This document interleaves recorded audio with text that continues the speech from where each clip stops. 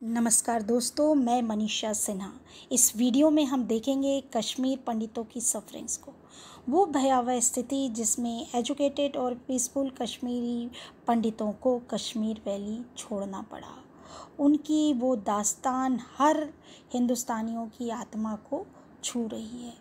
ऐसा क्या कारण था कि कश्मीर पंडितों की माइनॉरिटी पॉपुलेशन के बावजूद भी जो सेपरेटिस्ट थे वो उन्हें बर्दाश्त नहीं कर पा रहे थे, और उस बीच हमारे देश की सरकार क्या कर रही थी।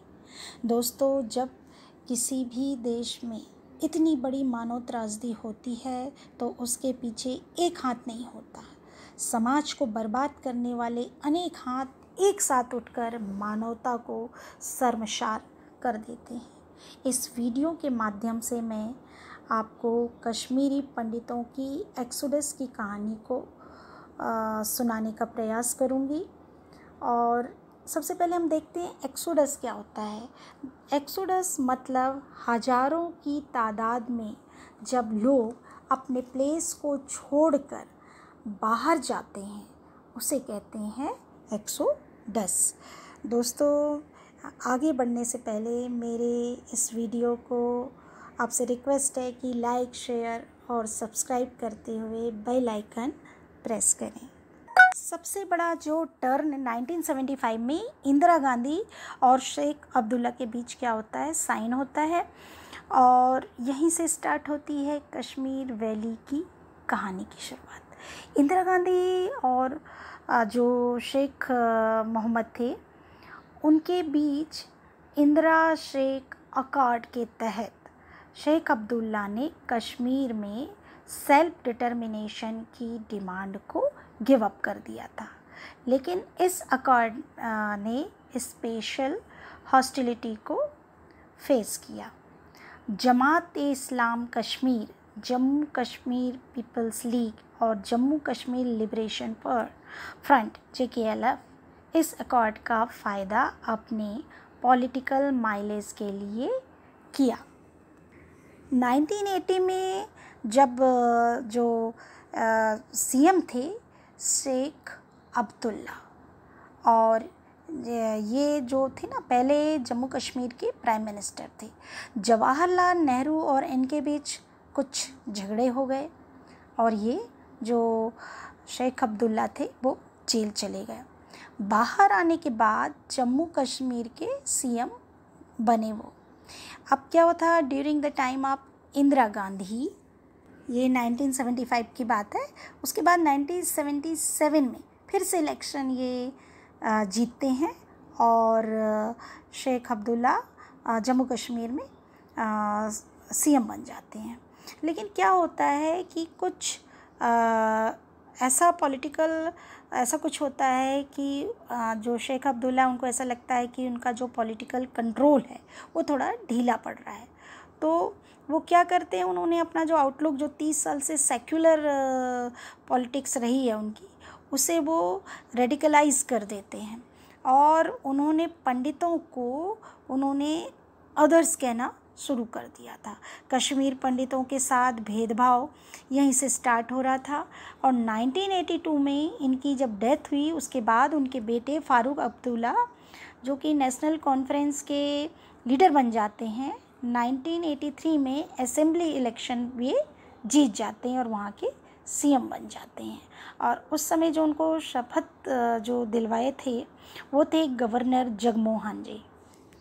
जुलाई 1984 में सेंटर में थी इंदिरा गांधी की सरकार, और जो कश्मीर में जो फारूक अब्दुल्ला थे उस सरकार को इंदिरा गांधी सपोर्ट नहीं करना चाहती थी, और उन्होंने क्या करा कि NC के कुछ मेंबर्स को अपने साथ मिला लिया और एक कूप को अंजाम दिया, मतलब कि तख्ता को पलट दिया। कांग्रेस के सपोर्ट से गुलाम मोहम्मद शाह CM बन जाते हैं जम्मू कश्मीर के, और फारूक अब्दुल्ला की सरकार गिर जाती है। एक प्रकार से हम देखते हैं तो जो गुलाम मोहम्मद शाह हैं वो परिवार और पार्टी दोनों को उन्होंने तोड़ दिया।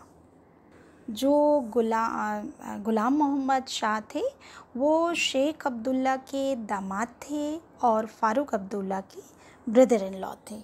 ये जो सरकार थी ये बिल्कुल भी स्टेबल नहीं थी। इनके कार्यकाल में मंदिर को डैमेज करा गया और उस समय क्या हुआ था कि राजीव गांधी की सरकार थी, तो वो क्या थे कि बिल्कुल भी सेटिस्फाइड नहीं थे इनके कार्य करने की जो शैली थी। अयोध्या में उसी समय मंदिर के ताले खुलवाए गए थे, हिंदुओं पे अटैक करा गया था। फाइनली राजीव गांधी सरकार ने गुलाम मोहम्मद शाह को अपना जो सपोर्ट देना बंद कर दिया और डिसाइड करा कि फ़ारूक अब्दुल्ला को फिर से हम सपोर्ट दें। मार्च 1986 में गुलाम मोहम्मद शेख जो थे उनकी सरकार है वो गिर जाती है। फ़ारूक अब्दुल्ला को फिर से सीएम बनाया जाता है, लेकिन सिर्फ 3 मंथ के लिए। फिर से असेंबली इलेक्शन होता है मार्च 1987 में और इलेक्शन में कश्मीर की हिस्ट्री हमेशा के लिए बदल जाती है। इस इलेक्शन में जो नेशनल कॉन्फ्रेंस है और कांग्रेस एक तरफ थे और दूसरी तरफ थे MUF, मुस्लिम यूनाइटेड फ्रंट। इसमें वे और भी लोग थे जो भारत सरकार से नाखुश थे और जितनी पार्टीज़ जो इंडिया से नाखुश थी पूरे MUF के अधीन आ गए।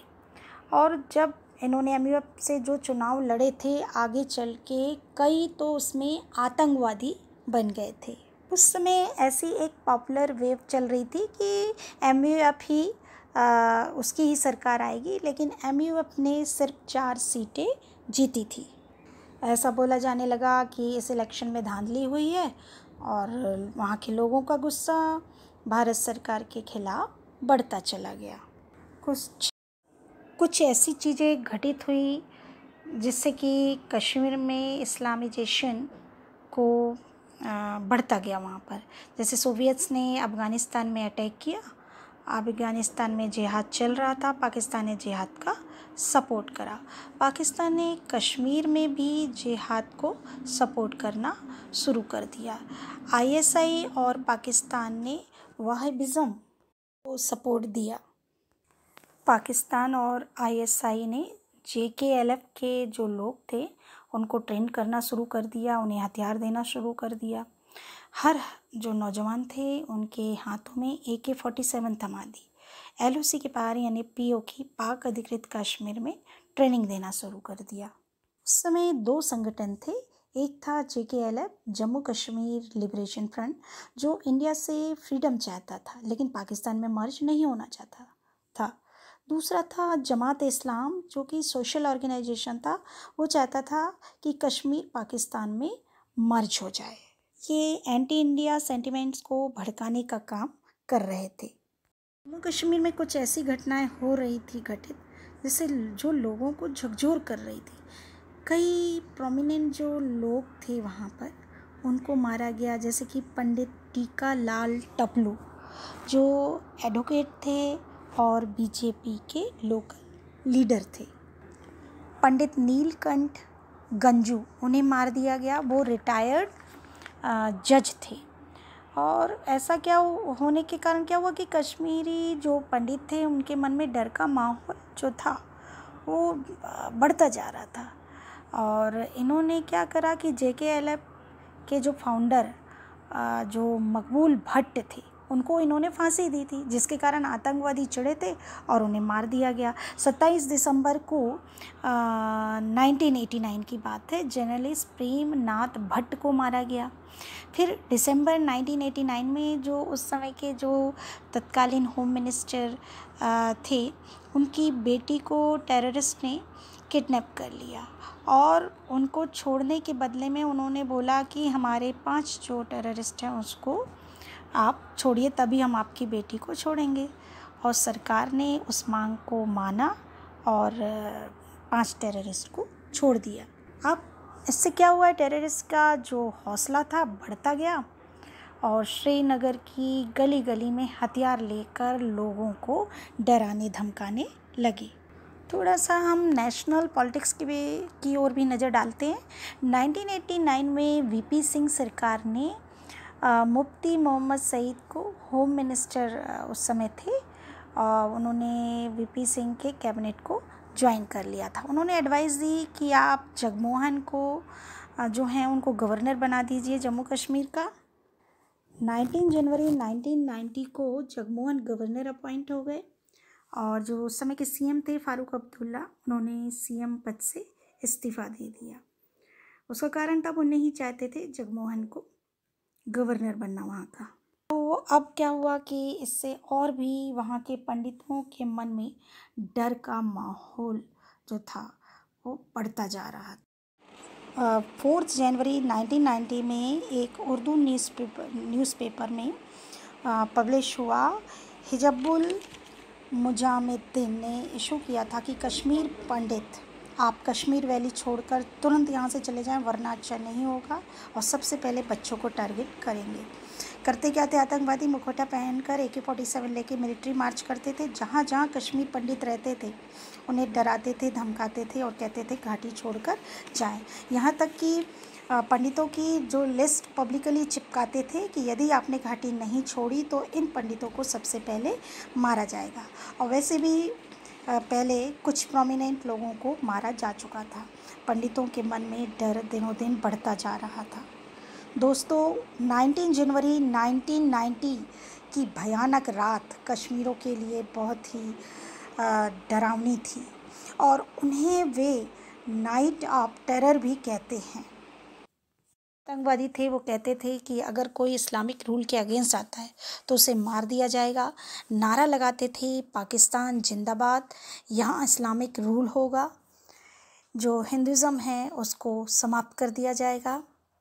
पंडितों को साफ साफ बोल रहे थे, आप घाटी छोड़कर यहाँ से चले जाएं।